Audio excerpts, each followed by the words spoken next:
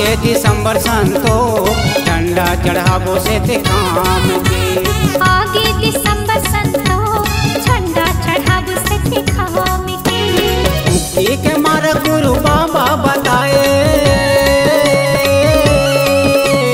मुक्ति के मार्ग गुरु बाबा बताए।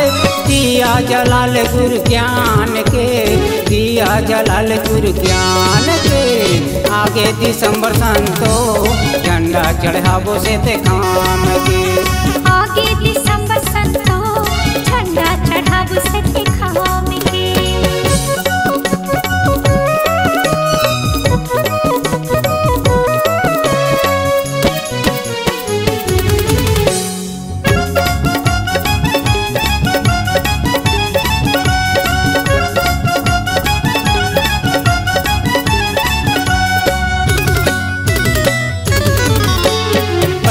झंडा चढ़े साथ लोक माँ, जन्म लेके आए माता के कोख माँ।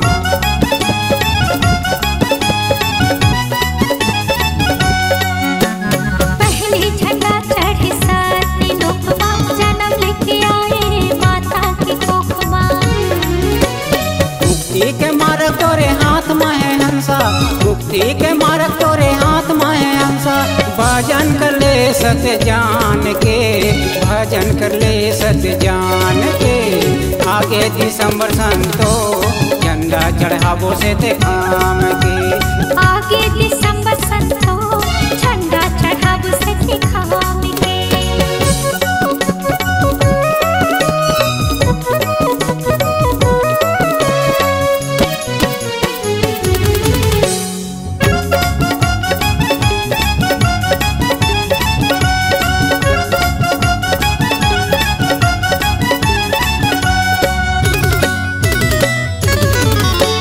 दूसर झंडा चढ़े गिरधपुरी धाम, आसन लगाए बाबा और रक्षा।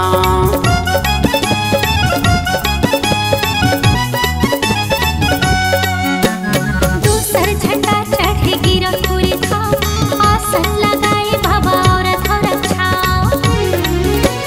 भक्ति कर ले गुरु ज्ञान के संतो, भक्ति कर ले गुरु ज्ञान के संतो। भूया न पथ दिन रात के, भूया न पथ दिन रात के। आगे दिसंबर संतो झंडा चढ़ाबो से ते काम के।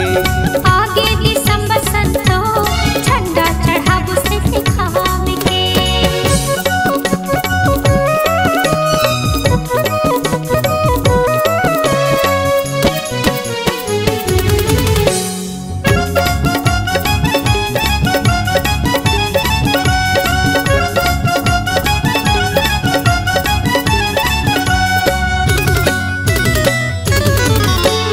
तीसर झंडा चढ़े गाँव शहर माँ, पान प्रसाद बाटे सबो डहर माँ।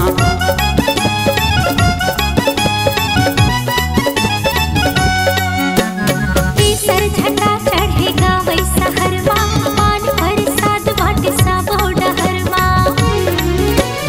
पंथी चौका होत रहते सबो सुनत रहते, पंथी चौका होत रहते सबो सुनत रहते। पावन कर ले अमृत जान के, पावन कर ले अमृत जान के। आगे दिसंबर संतो झंडा चढ़ाबो से ते काम के। आगे दिसंबर संतो झंडा चढ़ाबो से ते काम के। मुक्ति के मार्ग गुरु बाबा बताए,